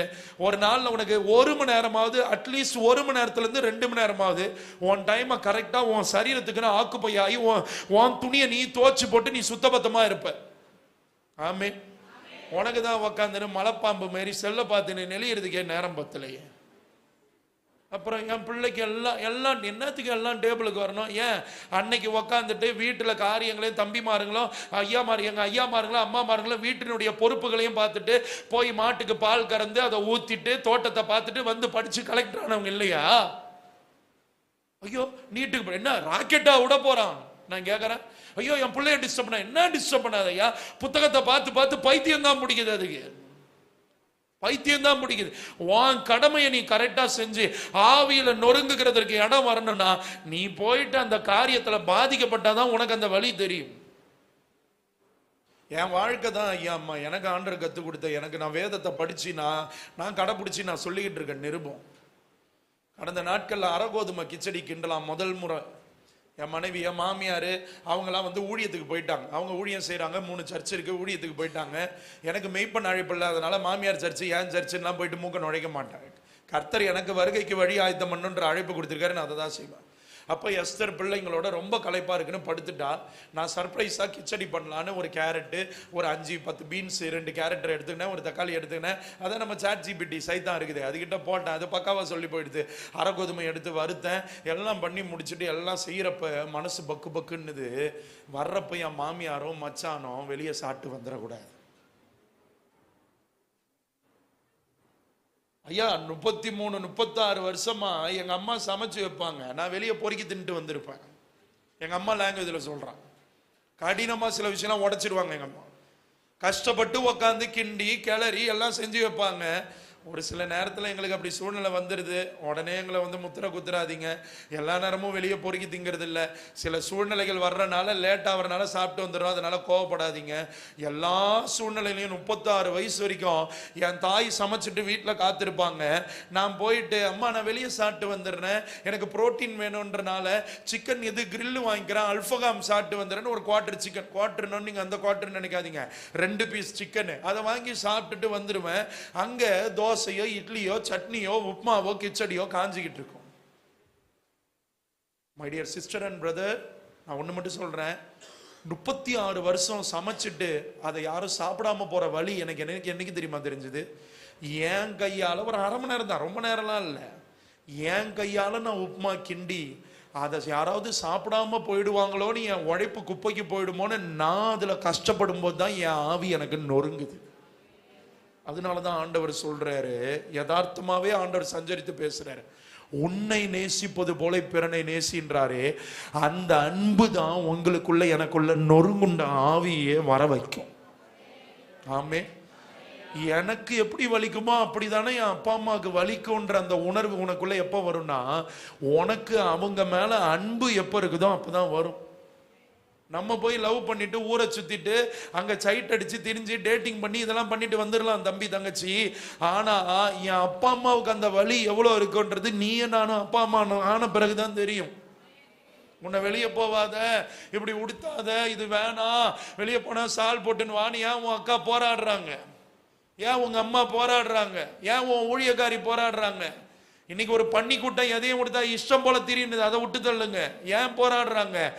அவங்க அந்த ஸ்தானத்தை தாண்டி வந்து பெண் பிள்ளைகள் இன்னைக்கு எவ்வளவு பாதிக்கப்படுறாங்க, துஷ்ட மிருகங்கள் எவ்வளவு தெரிஞ்சுக்கிட்டு இருக்கு, அதில் நீ பாதிக்க கூடாதுன்னு தான் போராடுறாங்க. நீ உன்னை நேசிப்பது போல வாலிபர்களுக்கு நான் பேசுறேன், அந்த இடத்துல வச்சு பாரு, அந்த வேலையை செஞ்சு பாரு, அப்பதான் உனக்குள்ள நொறுங்குண்ட ஆவி உனக்குள்ள இக்னைட் ஆகும். என்ன நேசிக்கிறது போல? உனக்கு தான் உன்னை நேசிக்கிறதுக்கே டைம் இல்லையே. செல்போனை உட்காந்து 4 மணி நேரம் பார்த்தா கண்ணு போடும், உடம்பு போடும், மூளை எல்லாம் கிறுக்கு பிடிச்சி கொக்கைன் போதை பொருள் அடிச்ச மூளை மாரி ஆயிடும். நமக்கு தான் அதுக்கு நம்ம மேலேயே அன்பு இல்லையா ஐயா? நேரத்துக்கு தூங்க மாட்டோம், நேரத்துக்கு எழும்ப மாட்டோம், நேரம் கெட்டு நம்ம செல்போனை எடுத்து பயன்படுத்துவோம், இஷ்டம் போல தெரியும், இஷ்டப்பட்டதை திம்போன்னு நம்ம மேல இருக்கிற அன்பே நமக்கு தனிஞ்சு போச்சு. சாப்பாட்டுல கை வச்சு திங்குறோமே, அம்மா நீங்க சாப்பிட்டீங்களான்னு எத்தனை பிள்ளைங்க கேக்குறீங்க? உன்னை நான் சோத்து மாடுன்னு தான் பின்ன திட்ட முடியும். பிளாட்ஃபார்ம் கிடைச்சிருக்குன்னு இங்க ஒரு முகமுடியை போட்டுன்னு வேஷமா போட முடியும்? ஏன் சோத்து மாடு டன்னு கணக்கா திங்கிறிய, அரிசியும் சோத்தையும் கறியும் மீனையும் திங்கிறியே. உங்க அப்பா உழைச்சிட்டு வந்தாரே, ஒரு நாள் அப்பா வாங்கப்பா உங்க காலை நான் பிடிச்சி விடுறேன்னு என்னைக்காவது உன் மரம் மண்டைக்கும் உன் கல்லான இருதயத்துக்கும் உணர்வு இருக்குதா? கால் மேல கால் போட்டுன்னு உக்காந்துருப்பாரு. இந்த அம்மா சோப்பால படுத்துன்னு இருக்கும். தட்டுல வரும், செருப்பு தான் வரணும். நான் கேட்கறேன், என்னைக்கு பெத்தவங்க மேல இருந்த அன்பு தணிஞ்சதோ என் பிள்ளைகள் ராட்சத பிறவிகளாய் மாறிக்கொண்டிருக்கிறாங்க. இனிமேல் சாப்பாட்டுல கைய வைக்க போற முன்னாடி ஒரு நிமிஷமாவது ஆண்டவருக்கு நன்றி சொல்லிட்டு அம்மா சாப்பிட்டீங்களான்னு ஒரு வார்த்தையாவது கேளுங்க. தம்பி ஆமேன்னு சொல்லுங்க, தங்கச்சிங்க ஆமேன்னு சொல்லுங்க. கடினமா பேசுறேன்னு நினைக்காத. உனக்கு கடினமா பேசுறவன், கன்னத்துல செவுட்டுல ஓங்கி அடிக்கிறவனுடைய அன்பு உண்மை உள்ளது. முத்தமிடுகிறவன் அது உண்மையான அன்பு இல்ல, அது அசுத்தம். சத்துரு இடுகிற முத்தங்களை விட சிநேகிதன் அடிக்கிற அடி மேன்மையானது, அதுதான் மெய்யான அன்பு. கொஞ்சணும் கொஞ்சணும், எதுக்கு கொஞ்சணும்? நீ உங்க அப்பா அம்மாவை கொஞ்சிருக்கிறியா? அவங்க எவ்வளவு கஷ்டப்படுறாங்கன்னு உன் நொறுங்குண்ட ஆவிக்கு புரிஞ்சிருக்கா? அது இருந்தா தானே உனக்கு புரியும். பிள்ளைங்க, தயவா வாலிப பிள்ளைகளுக்கு சொல்றேன், பெற்றோர்களும் கெடுக்காதீங்க. பிள்ளைகளுக்கு கஷ்டம் தெரிஞ்சு நீங்க வளங்க. கஷ்டம்னா என்னன்னு தெரியட்டும், பசினா என்னன்னு தெரியட்டும். இன்னைக்கு எனக்கு இந்த செல்போன் வாங்கி கொடுக்கலன்னா செத்துருவேன், சாவட்டும் போய். வாழணும் நீங்க உயிரை கொடுத்து போராடிக்கின்னு இருக்கிறோம், செல்லுக்கு செத்துருவாராம். நான் வசிச்ச அதே வீதியில அந்த தெருவில் ஒரு பையன் ஐபோன் வாங்கி தரல, பைக் வாங்கி தரலன்னு ஒத்த பையன் தூக்கு மாட்டின்னு செத்துட்டான். இதுக்காடா உங்களை பெத்தாங்க? நான் கேட்குறேன், ஐயா இதுக்கா ஐயா அவ்வளோ உழைப்பு, அவ்வளோ கஷ்டம்? ஏம்மா இதுக்கு தானே? என் புள்ள படிக்குது, என் புள்ள படிக்குது, என் புள்ள எல்லாம் பார்க்குது, எல்லாம் என்ன பார்க்குது? பெத்தவன் கஷ்டம் தெரியாம எப்படி உனக்கு கர்த்தருடைய கஷ்டம் தெரியும்? நான் கேட்குறேன், உன் கண் கண்ட சகோதரனை நேசிக்க முடியாம எப்படி கர்த்தரை நேசிப்ப? உன் கண்ணுக்கு முன்னாடி துன்பப்படுற அம்மா, ஐயா உங்களுக்கு சொல்றேன், உங்க கண்ணுக்கு முன்னாடி துன்பப்படுற குடும்பங்களை குறித்த, உறவுகளை குறித்த அன்பு இல்லாதனால தானே நொறுங்கின ஆவி நமக்குள்ள இல்ல. கர்த்தர் இன்னைக்கு தெளிவா சொல்றாரு, நான் தீர்க்க தரிசனம் உரைக்கலாம், நான் வர்ஷிப் பண்ணலாம், கொயர்ல நிக்கலாம், கேமரா பிடிக்கலாம், எல்லாம் பிரசங்கம் பண்ணலாம், நான் என்ன வேணாலும் பண்ணலாம். எனக்குள்ள நொறுங்குண்ட ஆவி இல்லைன்னா ஏன் கூட கர்த்தர் வாசமா இல்ல. அதான் சத்தியம். ஒருவேளை புதுசா வந்திருப்பீங்கன்னா கொஞ்சம் அட்ஜஸ்ட் பண்ணீங்க, சரிங்களா? ஆண்டவருக்குள்ள இப்பதான் வரீங்கன்னா கொஞ்சம் சுத்தம் பண்ற வேலைலாம் நடந்துன்னு இருக்குது. அதனால கொஞ்சம் ஆசிட் எல்லாம் எடுத்து ஊற்றும் போது கொஞ்சம் நெடி ஏறும், கண்ணெல்லாம் எரியும், புகையும். அதெல்லாம் நீங்க கொஞ்சம் அட்ஜஸ்ட் பண்ணிக்கோங்க. நான் வந்த 10 வருஷம் 5 வருஷம் 20 வருஷம் விசுவாசிகளுக்கு நான் பேசிக்கின்னு இருக்கேன். ஒருவேளை உங்களுக்கும் அந்த வார்த்தை குத்திச்சுன்னா மனம் திரும்பிடுங்க. ஆமே. இன்னைக்கு ஆண்டவர் தெளிவா உங்ககிட்ட என்கிட்ட சொல்லுகிற வசனத்தின் அடிப்படையில் சொல்றாரு. ஏசாயா 57:15 படி, நொறுங்குண்டு பணிந்த ஆவி உடையவர்களோடு கர்த்தர் வாசம் பண்ணுவார். கூடவே இருப்பாரு, வந்து போக மாட்டார். உங்க கூட கர்த்தர் இருக்கணும். சிறைச்சாலை, சிங்க கெபி, எங்கேயா இருந்தாலும் கர்த்தர் யோசேப்போடு இருந்தார் என்கிற வார்த்தைக்கான அடையாளம், அர்த்தம் ஏன் தெரியுமா? அந்த யோசேப்புக்குள்ள காணப்பட்டது, எங்க அண்ணன் நாசமா போக ஒரு நாள் இந்த ஜெயில விட்டு போவேன், வெட்டி போட்டுறான் அவனை, அவன் தலைய செம்பி போடுறான் பாரு. கர்த்தர் உள்ள இருந்ததுக்கு காரணம், ஜெயிலுக்குள்ள யோசேப்போட இருந்ததுக்கு காரணம், யோசேப்புக்குள்ள இருந்த அந்த நொறுங்குண்ட பணிந்த ஆவி. ஆமேன்னு சொல்லுங்க ஐயா, நல்ல ஒரு ஆமேன்னு சொல்லுங்க அம்மா.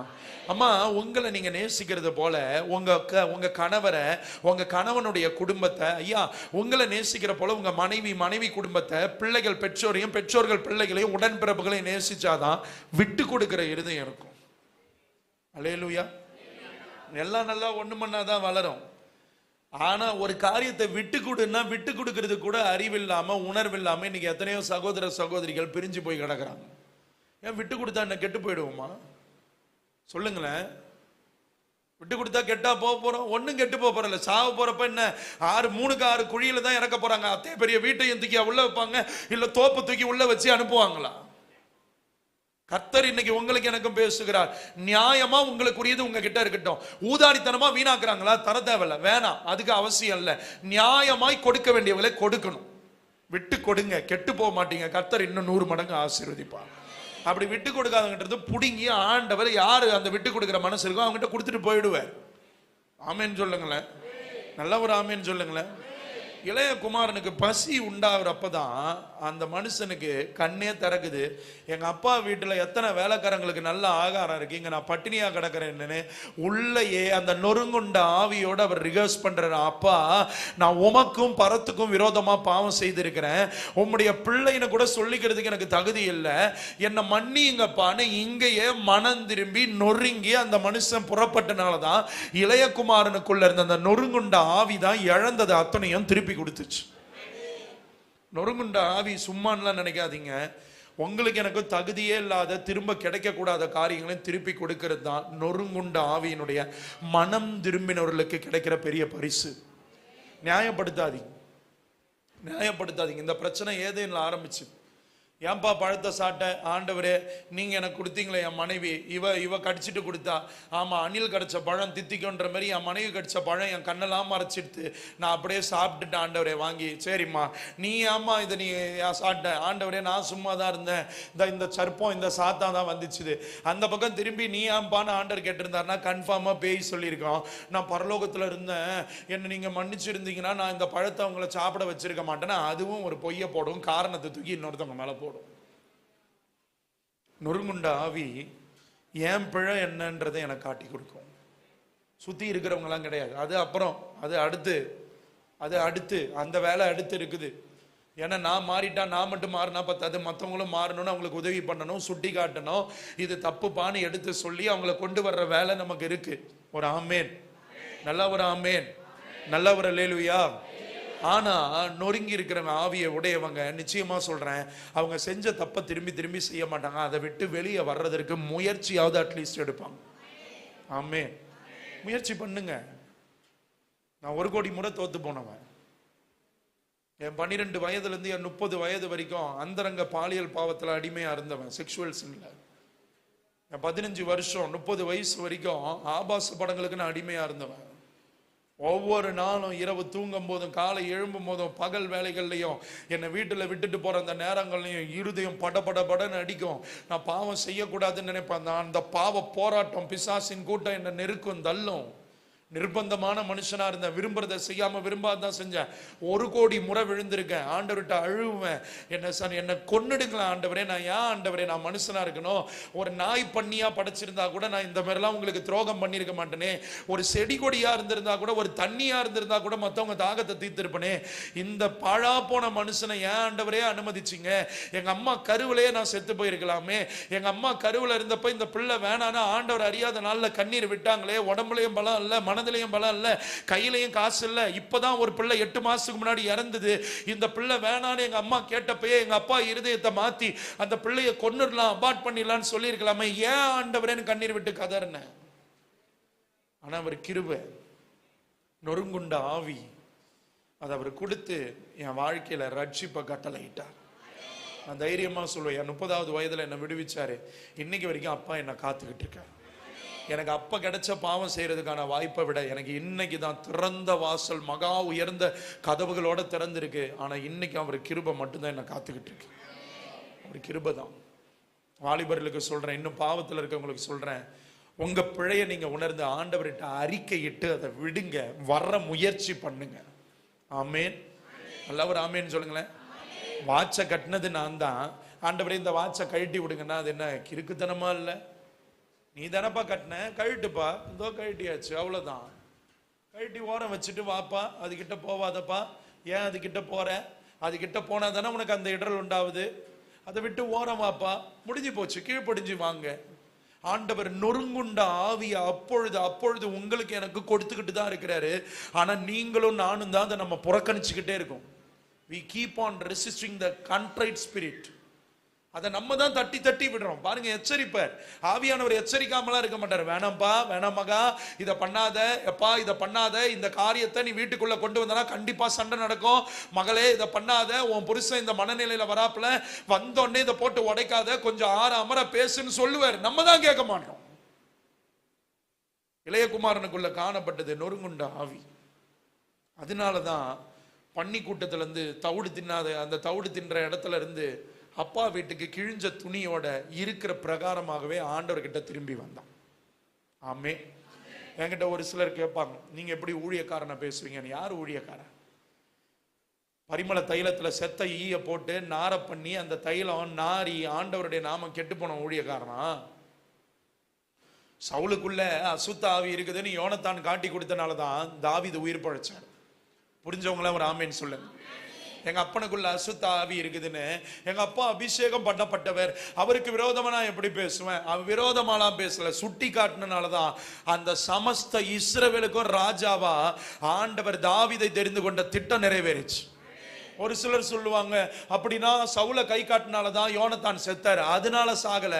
தாவீது தான் ராஜ்யபாரத்துல 1ஆம் நம்பரா இருப்பாரு, யோனத்தான் அடுத்த ஸ்தானத்துல இருப்பாருன்னு தெரிஞ்சோம். பிசாசு பிடிச்ச அபிஷேகத்தை கெடுத்து நாரி போன அந்த பொல்லாத சவுல் கூட, விழுந்து போனவங்க கூட இருந்தனாலதான் யோனத்தானும் செத்தாரு. அதை குறிச்சு ஒரு செய்தியை கொடுத்திருக்கிறார். முடவனாக்கப்பட்ட மோவிபெசேத்துன்னு ஒரு ஊழியர் மீட்டிங்ல அதை பேச ஆண்டவர் உதவி செய்தார். நம்ம இன்னைக்கு என்ன அபிஷேகம் பண்ண, யார் அபிஷேகம் பண்ணப்பட்ட, அபிஷேகம் பண்ணப்பட்ட கொலை பண்ண பாக்குறோமா? அந்த இடத்துல துஷ்டம் இருக்கிறான். செத்து போன சிங்கத்துக்குள்ள இருந்து தேன் எடுத்து கொண்டு வந்திருக்கிறான். இவன் கிட்ட ஜாக்கிரதையா இருந்தா சொல்ல, குடிய கெடுக்கிறவன் இன்னைக்கு தெரிஞ்சு கொண்டிருக்கிறான்னு ஜாக்கிரதையா இருக்கணும். எல்லாரும் ஊழியர்கள் அல்ல, எல்லாரும் ஊழியம் அல்ல. நம்ம இதுல ரொம்ப ஜாக்கிரதையா இருக்கணும். சுட்டி காட்டுறது ஆவியானவருடைய வேலை, அதை யாரும் முடக்கவே முடியாது. நான் ஏன் ஜான் ஜபராஜ் பாட்டு பாட மாட்டேன்? என்கிட்ட ஆண்டவர் பேசினார், செத்து போன சிங்கத்துக்குள்ள இருந்து வந்த தேனு தீட்டு தான், அது தேனு தான், அது தேனியினுடைய உழைப்பு இருக்குது, இயற்கையா கர்த்தர் தான் கொடுத்தாரு. அதுக்குன்னு செத்து போன சிங்கத்துக்குள்ள இருந்து தேனை எடுத்து தின்ன முடியுமா? நான் பொதுவாகவே முக்கால்வாசி நிறைய கூட்டங்களுக்கு ஆராதனை டைம்ல நான் வரவே மாட்டேன். ஏன்னா அந்த விளங்காம போன தருதலை, உருப்படாத தருதலை இங்க பாட்டை பாடுவாங்க தான், நான் வர்றதே இல்லை. அது என்ன பாடி நல்லா என்ன சாதிஷ்டமா? ஆண்டவர் உணர்வுள்ள இருதயத்தை கொடுக்கும் போது அதை விட்டு வெளியே புறப்பட்டு வர்ற தேவ பிள்ளைகள் தான் பாதுகாக்கப்படுவாங்க. என்கிட்ட வசன ஆதாரம் இருக்கு, ஒண்ணுக்கு ஆதாரம் இருக்கு. பாட்டு கர்த்தர் கொடுத்தாரு, தேனு கூட தான் கர்த்தர் கொடுத்தாரு. தேனி போய் கஷ்டப்பட்டு உழைச்சி எடுத்துனது. அப்புறம் ஏன் செத்து போன சிங்கத்துக்குள்ள கையை விட்டு சிம்சோன் எடுத்து தின்ன போய் ஆண்டவர் ஏன் அதை தீட்டுன்னாரு? அது செத்த சிங்கம், அதை விட உயிரோடு இருந்து கொலைக்கிற நாய் ஃபார் பெட்டர் வாசி. ஆமீன் சொல்லுவீங்களா? தேவ பிள்ளைகள் பகுத்தறிந்து ஒன்னையும் எடுத்து வைக்கும் போது மாத்திரம் தான் நீங்கள் நானும் தப்பு வைக்கப்படுவோம். உங்களை நீங்க ஜாக்கிரதைப்படுத்திக் கொள்ளுங்க, உங்களை நீங்க விட்டு விலகுங்க, அப்படிப்பட்டவர்களை விட்டு விலகுங்க, அப்படிப்பட்ட அசுத்த அபிஷேகங்களை விட்டு விலகுங்க. அப்போதான் கர்த்தர் உங்களை ஆசீர்வதிப்பார். என் வாழ்க்கையில உண்மையாவே நான் ஆண்டவர் அடையாளம் காட்டினது இதெல்லாம் குப்பையா மூட்டை கட்டி தூக்கி எறிஞ்ச பிறகுதான் என்ன ஆண்டவர் உலகத்துக்கு அடையாளம் காட்டினார். அது வரைக்கும் என்ன வெளியே கொண்டு வரல. இது தப்பு, இது எதிர்த்து நில்லு, இது தப்பு, இந்த ஸ்பிரிட் கான்ட்ரரியா இருக்கு, ஆப்போசிட்டா இருக்கு, இதுக்கு இடம் கொடுக்காதுன்னு பிறகுதான் தூக்கி எடுத்தார். கர்த்தருக்குள்ள இன்னைக்கு வாங்க, பாவங்களை விட்டு மனம் திரும்பணும். ஆமேன்னு சொல்லுவீங்களா? மனம் திரும்பி வந்தா நம்ம கொடி பிடிக்கலாம், மனம் திரும்பி வந்தா நம்ம பிள்ளைகளுக்கு சப்போர்ட் பண்ணலாம். அதே புள்ள அந்த ரம்மி விளையாடுது, சூதாட்டம் விளையாடுது, செல்போன்ல போய் சூதாடி காசை விடுதுன்னா மறுபடியும் என் பிள்ளை என்கிட்ட கேட்டது கொடுத்தோன்னா நம்மளை விட இளிச்சவாயர்கள் வேற யாருமே இல்லை, நம்மளை விட யாருமே முட்டாள்கள் இல்லை ஐயா. மனம் திரும்பினவங்க, நான் தைரியமா சொல்றேன், பாவம் மன்னிப்பின் நிச்சயமும் மனம் திரும்புதலும் எங்க தெரியுமா தெரியும்? அந்த பாவம் என் மேல பலம் செய்யாம அதை நான் ஜெயம் எடுத்ததான் அதற்கான அடையாளம். ஒரு ஆமேன்னு சொல்லுங்களேன். சிஸ்டர் இனியும் போயிட்டு நான் கீழ்ப்படியல, அது பலவீனம், நான் என் மனைவி கிட்ட கோவப்பட்டேன், பலவீனம்லாம் சொல்லாதீங்க பிரதர். நம்ம அதை விட்டு முன்னேறி மேலே எழும்பி வரணும். ஆமேன்னு சொல்லுவீங்களா? ஒரு பிள்ளை எதுக்கு கோச்சிங் கிளாஸ்லையும் கோச்சிங் சென்டருக்கும் அனுப்புறேன்னா நாளுக்கு நாள் அது முன்னேறணும், கற்றுக்கொள்ளணும், அது தேரணும், தேறினவனாய் நிற்கணும் தான் அனுப்புறோம். போய் 10 வருஷம் ஆகியும் ஒண்ணுமே நம்ம மாறலனா அது என்ன? அது தப்பு. கர்த்தர் இன்னைக்கு குடும்பங்களுக்கு எச்சரித்து கொண்டிருக்கிறார். நீங்களும் நானும் அப்படிப்பட்டகளை விட்டு பூரணமாய் மனம் திரும்பி வரணும். ஆமேன்னு சொல்லுங்க. சும்மா பண்ண தப்பையே 100 முறை பண்ணாத ஆண்டவருடைய கோபம் அக்கினி வெளிப்படும், பட்சிக்கிற அக்கினியாய் கர்த்தர் வெளிப்படுவார். ஆண்டவர் நொறுங்குண்டு பணிந்த ஆவியுடையவர்களோட தான் வாசமா இருப்பார், தங்கி இருப்பார். இன்னும் ஒரு 2 வசனத்தை காட்டி கொடுக்க விரும்புறேன். சங்கீதம் 34:18 வாசிங்க ஐயா. சங்கீதம் 34:18 பக்கம் சொல்லி வாசிங்க ஐயா.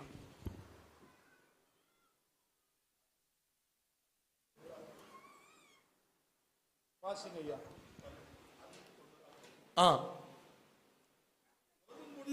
இருதயம் உள்ளவர்களுக்கு கர்த்தர் சமீபமாயிருந்து, நொறுங்குண்ட இருதயம் உள்ளவர்களுக்கு the God is nearer to closer to those who have contrite spirit.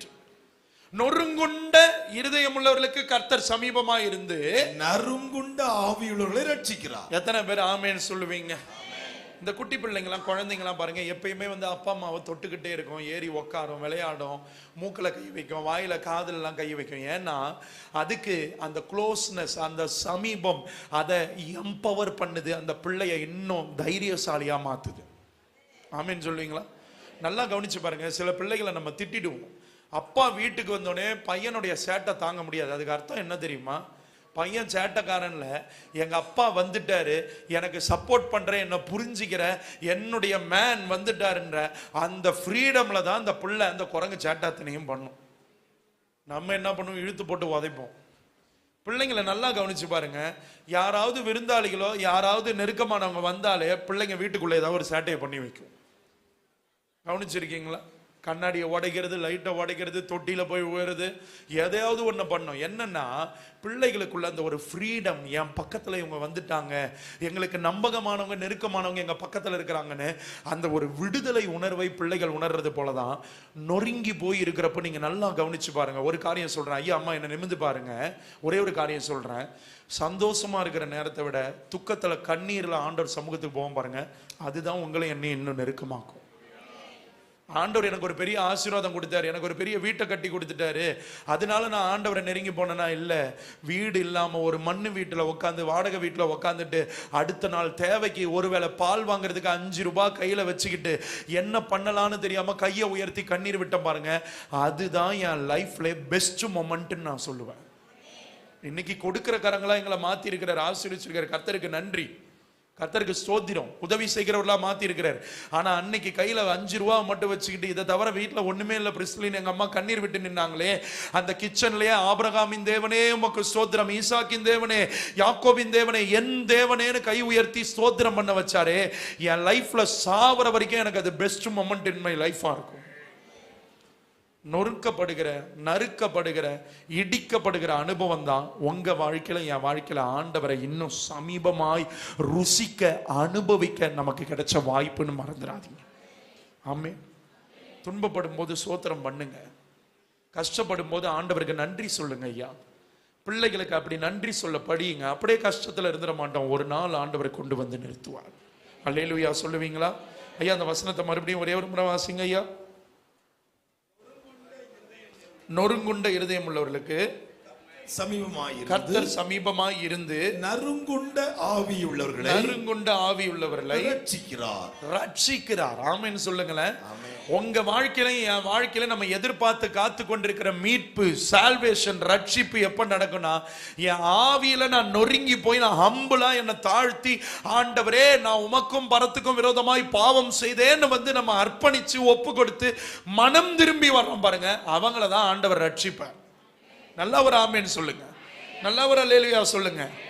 சங்கீதத்துல இன்னொரு இடத்துல அழகாய் ஒரு வார்த்தை சொல்லுது. 51:17 வாசிங்க ஐயா. சங்கீதம் 51:17. தேவனுக்கு ஏற்கும் பலிகள், தேவனுக்கு பக்கம் சொல்லுங்க ஐயா. 701 எல்லாரும் எடுத்துக்கொள்ளுங்க, வாசிங்க ஐயா வாசிங்க.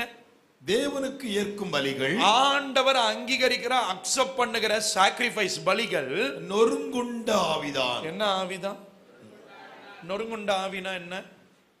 நான் என் தப்பை உணர்ந்து, நான் பண்ணது தப்பு தான், இனி இந்த தப்பை பண்ண மாட்டேன்னு நான் என் ஸ்பிரிட்ல கண்ட்ரைட் ஆகி திருப்பி அதை நான் துக்கப்பட்டு வேதனைப்பட்டு ஆண்டவர்கிட்ட ஓடி வந்து நான் இனி செய்ய மாட்டேன்னு நிக்கிறேன் பாருங்க, அவங்களுக்கு தான் ஆண்டவர் சொல்றாரு அதுதான் எனக்கு பிரியமான ஏற்றுக்கொள்ளுகிற பலி. சும்மா கண்ணீர் விட்டு நம்ம நடிச்சிட்டு மறுபடியும் போய் அதையே செய்யறதுலாம் ஆண்டவருக்கு பிரியமா இருக்காது. அவர் ஏத்துக்க மாட்டாரு, அவரை ஏமாற்ற முடியாது. ஆமேன், ஒரு ஆமேன். சும்மா நீலி கண்ணீர் விட்டுட்டு நான் அங்க போனாலும் கர்த்தர் என் கூட இருந்தாரு, குழிக்குள்ள இருந்தாலும் இருந்தாரு, ஜெயிலுக்குள்ள இருந்தாலும் இருந்தாருல்ல, வந்த பிறகு யாரு கூட இருக்கிற? பேசுங்க. அம்மா எனக்கு ஒரு மனைவி, என் மனைவிக்கு எனக்கும் பிரச்சனை ஆகி சர்ச்சுக்கு வர்ற பெண்ணுடைய நான் லிங்க் ஆயிடுறேன். கொஞ்ச நாள் ஆண்டவர் என்ன கம்பி என்ன விடுறாரு, கம்பி எண்ணிட்டு வெளியே வந்துட்டு கர்த்தர் என் கூட இருந்தாரு, ஜெயிலில் பாட்டு கொடுத்தாருன்னு நான் ஒரு பாட்டை எடுத்து விட்டுட்டு போயிட்டு மறுபடியும் என் கள்ளக்காதலி கூடயே கனெக்ஷனா இருந்தனா என் ஆவி நொறுங்கி இருக்கு. ஒரு மாதிரி பாக்குறீங்க. என் ஆவியில் நான் நொறுங்கலைன்னு அர்த்தம், நடிக்கிறேன்னு அர்த்தம், ஏமாத்துறேன்னு அர்த்தம். நம்மளை மாரி மக்கள், இழிச்சுவாய் மக்கள் இருக்கிற வரைக்கும், ஏமாத்துறவன் இருக்கிற வரைக்கும், ஏமாறுறவன் இருக்கிற வரைக்கும், ஏமாத்துறவன் ஏமாத்தினே தான் இருப்பான்னு அர்த்தம். கர்த்தர்கிட்ட இருந்தெல்லாம் யாரும் தப்பிக்க முடியாது. ஆமேன்னு சொல்லுவீங்களா? நீ மெய்யாவே பிரிஸ்லி மனம் திரும்பிட்டானா யாருக்கிட்ட போவான்? என் பொஞ்சாதி கிட்ட போவான், என் பிள்ளைகிட்ட போவான். ஆமேன்னு சொல்லுவீங்களா? கர்த்தர் இன்னைக்கு உங்களுக்கு எனக்கும் சொல்றது என்னன்னா, சும்மா இந்த வெளி வேஷம் சொக்காவை கிழிச்சுக்கிட்டு ஆண்டவர்கிட்ட போறது, ஆண்டவரே பாத்தீங்களா நான் எவ்வளவு வந்துட்டேன், உன் கிரியை இல்லை, நீ மனம் திரும்பு. ஆமேன். இன்னையிலிருந்து பிள்ளைங்களுக்கு கவுண்ட் டவுன் ஸ்டார்ட் ஆகுது. நீங்க உண்மையாவே மனம் திரும்பிட்டீங்களா இல்லையா? பிரிஸ்லி என்ன செய்தியை கேட்டு சும்மா மூக்க சிந்திட்டு கண்ணீரை தொடச்சிட்டு போனீங்களா, இல்லை உண்மையாகவே நீ மனம் திரும்பிட்டியா இல்லையான்னு என்ன தெரியுமா தெரியும்? இப்போ ஆராதனை முடிச்சோன்னே நம்ம பாக்கெட்டில் ஒரு குட்டி சாத்தான் இருக்குது பாரு, இதில் உட்காந்து 1 மணி நேரம் 1/2 மணி நேரம் நேரத்தை வீணடிக்காமல் கர்த்தர்கிட்ட போய் இதுக்கு பதில் வேதத்தோட ஜபத்தோட உட்காந்து சமையல் கட்டில் போய் நம்ம செய்ய வேண்டிய வேலையை செஞ்சுட்டு வீட்டு காரியங்களை ஒழுங்குபடுத்திட்டு கர்த்தர் கொடுத்ததுல மாத்திரம் நிற்கிறோம் பாருங்க, அதில் தான் நீங்களும் நானும் கண்ட்ரைட் ஸ்பிரிட் நொறுங்குண்ட ஆவிய உடையவர்கள்னு அர்த்தமாகும். அல்லேலூயா.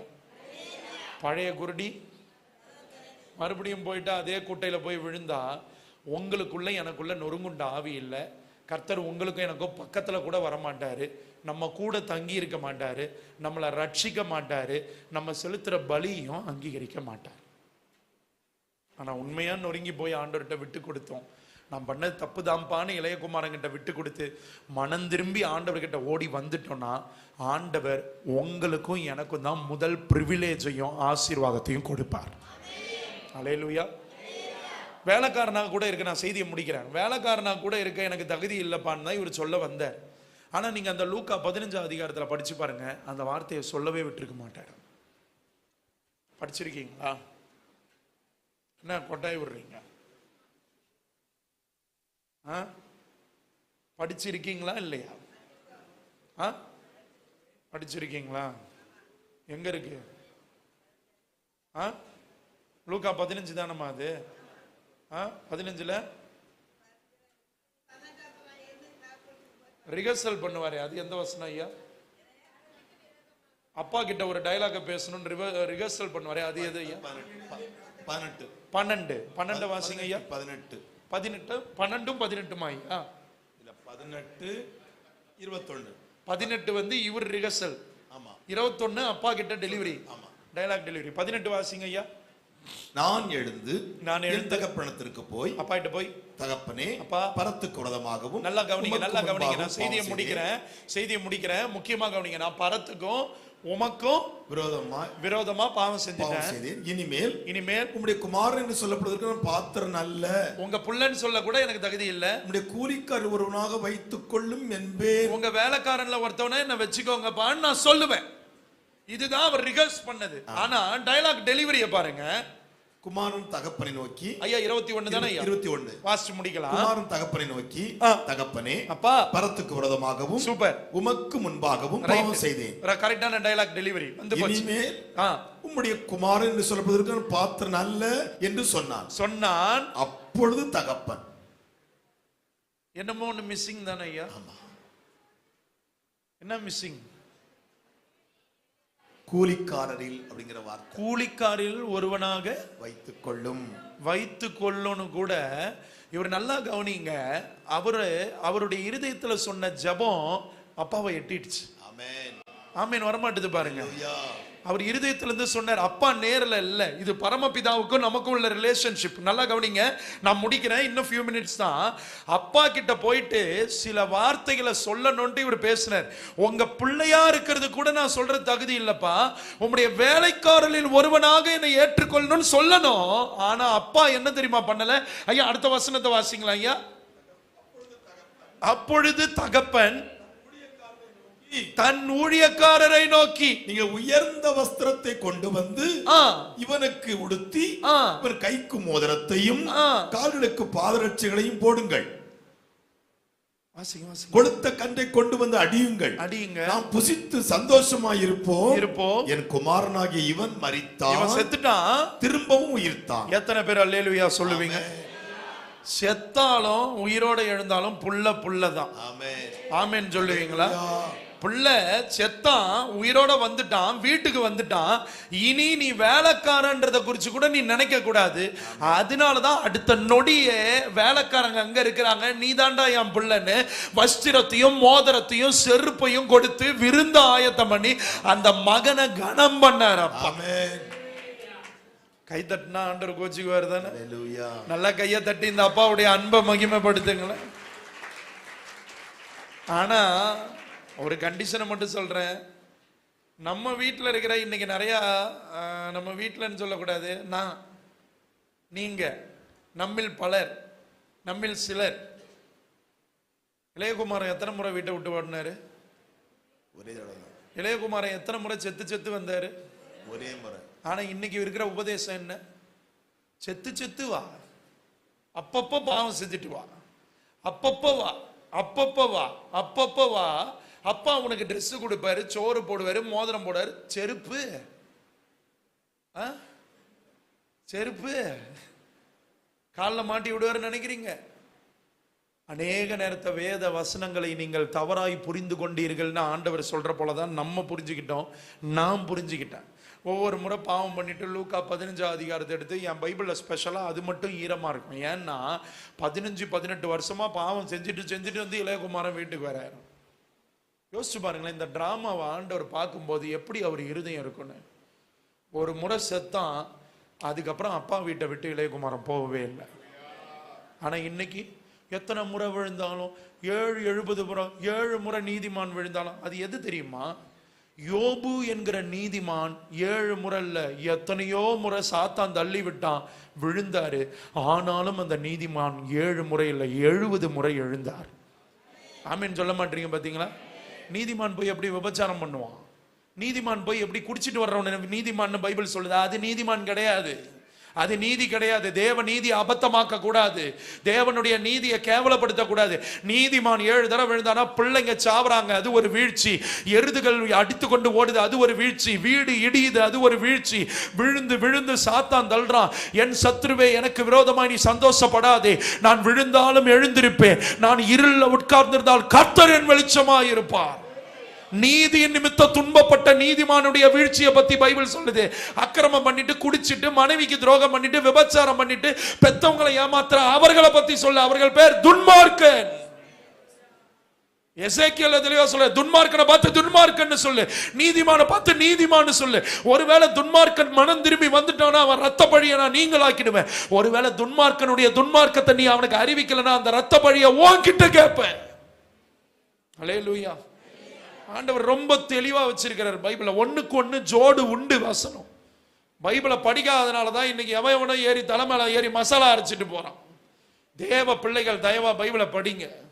நம்ம நிஜம் டிவி அதுல ஒரு பெரிய பங்காற்றிக்கிட்டுன்னு எனக்கு தெரியும். ஆண்டவர் நல்ல சாட்சிகளை எழுப்பி வேதத்துக்குள்ளதான் உங்களை என்னென்ன. நேற்று உட்காந்து கொஞ்ச நேரம் ரிச்சர்ட் அண்ணன் கூட பேசிக்கிட்டு இருந்தேன். உலகத்தான் என்னென்ன ப்ரோக்ராம் போடுறானா அதை விட அதிகமா அத்தனை பேரையும் வேதத்து பக்கம் திருப்புறதுக்கு என்கேஜ் பண்றதுக்கு நாங்க எடுத்து வச்சிருக்கிறோம்ன்றான். அல்லேலூயா. சொன்ன சாட்சி. சீரியல் பார்க்கறத விட்டுட்டேன், சினிமா பார்க்கறத விட்டுட்டேன், அத்தனை லட்சக்கணக்கான சாட்சிகள். நான் கர்த்தரை மகிமைப்படுத்த வேணாமா? தயவா ஒண்ணே மட்டும் சொல்லி முடிக்கிறேன். அப்பப்ப அப்பப்ப அப்பப்ப விழுந்து என்ற நாட்கள் போதும். குமாரன் உங்களை விடுதலை ஆக்கினால் மெய்யாக விடுதலை ஆவி. எழும்பி வாங்க. 18 வருஷம் பாவியா இருந்த என்னையே ஆண்டவர் ரட்சித்தார்னா உங்களை ரட்சிக்க மாட்டாரா? ரட்சிக்க மாட்டாரா? ஐயா, நெருப்புப்பட்ட நூல் போல என் பாவ கட்டுகள் அருந்தது ஐயா, கர்த்தர் விடுவிச்சார். அல்லேலூயா. ஆவியில தாழ்மையா நொறுங்குண்டு இருக்கணும்னா அன்பு இருக்கணும், அன்பு இருக்கணும். அவங்களுக்கு வலிக்கும், அவங்களுக்கு கஷ்டமா இருக்கும். நம்ம குடும்பத்தை முதல்ல கவனிங்க, ஊரை அப்புறம் பார்க்கலாம். குடும்பத்தில் இருக்கிறவங்களை கவனிங்க. நொறுங்குண்ட இருதயத்தை ஆவி எனக்கு தாங்கன்னு கேளுங்க. அவங்களுக்கு தான் சமீபமா இருப்பார், அவங்க கூட தான் வாசமா இருப்பார், அவங்கள தான் ரட்சிப்பாரு, அவர்களுடைய பலியை தான் ஆண்டவர் அங்கீகரிப்பார். அல்லேலூயா. எத்தனை பேரோட ஆண்டவர் பேசியிருக்கிறாரா? பிள்ளைங்க மறுபடியும் சொல்றேன், அண்ணன் பூஸ்ட் கொடுத்தாரு, ஃபயரை நெருப்பேற்றி விட்டாரு, 1 வாரம் நல்லா இருப்போம். 1 வாரம் இல்லை, வாழ்க்கை பூரா இனிமேல் பிள்ளைங்க வைராக்கியமா நிக்கணும். தம்பி மாறுங்க. ஆமீன் சொல்லுவீங்களா? சும்மா உக்காந்தீங்க செய்தியை கேட்ட அவன் பைத்தியக்காரன், அவர் மட்டும் அப்படிலாம் லைஃப் என்ஜாய் பண்ணாரு, நானும் என்ஜாய் பண்ணிட்டு வரேன். செத்துருவனி. எனக்கு போட்ட பிச்சையும் கிருபையும் உனக்கு கிடைக்காது. நான் தைரியமா சொல்லுவேன், வாலிபர்ல பார்த்து சொல்றேன்.